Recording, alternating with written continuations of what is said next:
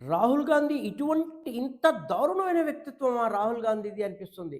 Germany వెళ్ళి ఏం మాట్లాడాడో చూడండి. Will create massive tension in India, will make Indian people fight with each other. ఈ దేశము అంతర్గత కలహాలతో కొట్టుకుంటుందట. ఈ దేశము పతనమవుతుందట. ఈ దేశము దిగజారిపోతుందట. ఇలాంటి మాటలు మాట్లాడుతున్నటువంటి వ్యక్తి ఈ దేశపు ప్రతిపక్ష నాయకుడు. ఈ దేశానికి ప్రధాని కావాలని కోరుతున్నటువంటి అనేక మంది మేధావులను చూస్తుంటే జాలి వేస్తోంది. వాళ్ళని చూస్తుంటే భయం వేస్తోంది. ఏంటి ఇలాంటి వ్యక్తి ప్రధాని అయితే ఇంకా ఈ దేశం ఎంత నాశనం అవుతుంది. ఇంకొక మాట ఏమన్నాడో తెలుసా?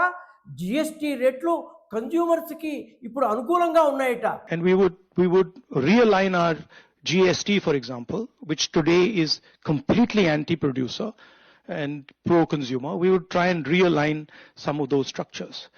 అంటే ఈ దేశ ప్రజలకు తక్కువ ట్యాక్సులతో కొనకూడదట, జిఎస్టీ ట్యాక్సులు పెంచుతామని అంటున్నాడు.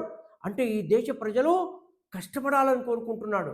అంటే ఎవరి భాషను రాస్తున్నాడు, ఎవరి స్క్రిప్ట్ను చదువుతున్నాడు, ఎందుకోసం ఇలా మాట్లాడుతున్నాడు?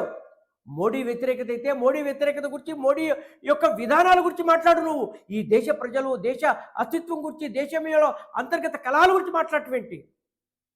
ఒక దేశ ప్రతిపక్ష నాయకుడిగా ఈ దేశం గురించి నీచంగా తక్కువగా మాట్లాడటానికి సిగ్గువేయట్లేదా రాహుల్ మీకు?